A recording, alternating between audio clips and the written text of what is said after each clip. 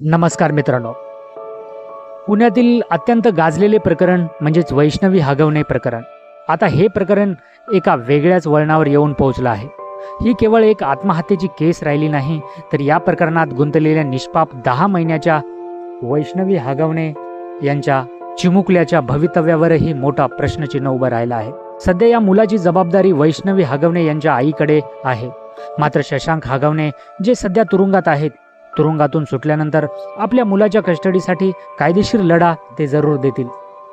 शशांक हगवणे यांच्यावर त्यांच्या पत्नीच्या आत्महत्येस प्रवृत्त केल्याचा गुन्हा दाखल आहे. परंतु कायद्याच्या दृष्टीने जोपर्यंत अंतिम दोष सिद्ध होत नाही तोपर्यंत आरोपी निर्दोष मानले जातात.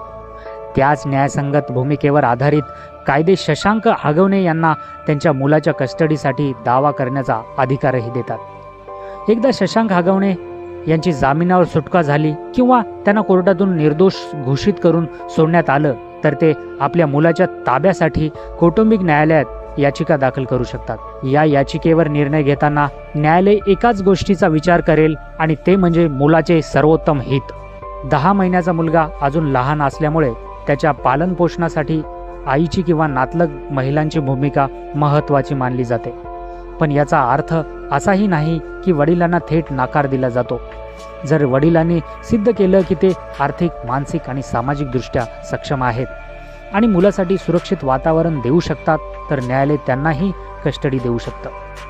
फक्त न्यायालय हे बघेल की शशांक हगवणे यांची आर्थिक स्थिरता काय, त्यांचं राहणीमान, घरगुती वातावरण, भविष्यात मुलाला चांगलं शिक्षण आणि संगोपन कसं दिलं जाईल याची योजनाही न्यायालय बनवतं. मुलाचा सध्याचा भावनिक विकास आणि नातेवाईकाकडून मिळणारा आधार हेही न्यायालय बघतं.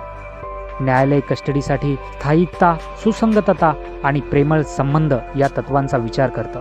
जर शशांक हगवणे यांच्याकडे मुलासाठी सुरक्षित आणि स्थिर जीवन देण्याची तयारी दिसून आली तर ते मुलाची कस्टडी मिळवू शकतात. पण यामध्ये काही अडथळेही येऊ शकतात.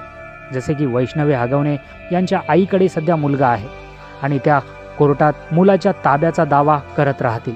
त्यांचं म्हणणं असू शकतं की शशांक हगवणे यांच्यामुळे वैष्णवीनं आत्महत्या केली, त्यामुळे त्या व्यक्तीकडे मुलगा देणं योग्य नाही. अशा वेळी कोर्ट शहानिशा करेल आणि दोन्ही बाजूंनी दाखवलेल्या पुराव्यांचा विचार करून निर्णय देईल. कोर्ट कधीकधी तात्पुरती कस्टडी एका बाजूला देऊन मुलाची वाढ आणि वडिलांच्या भेटी या दोन्ही शक्य करून देतं. मुलगा जसा जसा मोठा होतो तसं तसं मुलाच्या भावना, इच्छाही विचारात घेतल्या जातात. या संपूर्ण प्रक्रियेमध्ये मुलाचं सर्वोत्तम हित हेच एकमेव निकष राहील. वडील म्हणून शशांक हगवणे यांना मुलावर हक्क आहे, पण त्याचवेळी त्या हक्कासाठी एक सुसंस्कृत, संवेदनशील आणि कायदेशीर मार्ग अनुसरावा लागेल.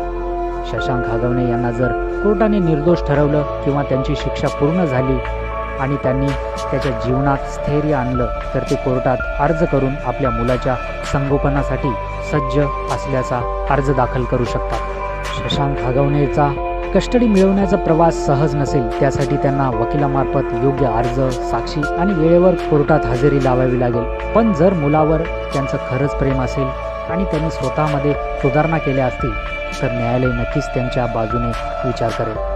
ही लढाई केवळ एका वडिलाची नव्हे तर एका चिमुकल्याच्या सुरक्षित आणि प्रेमळ बालपणासाठी आहे.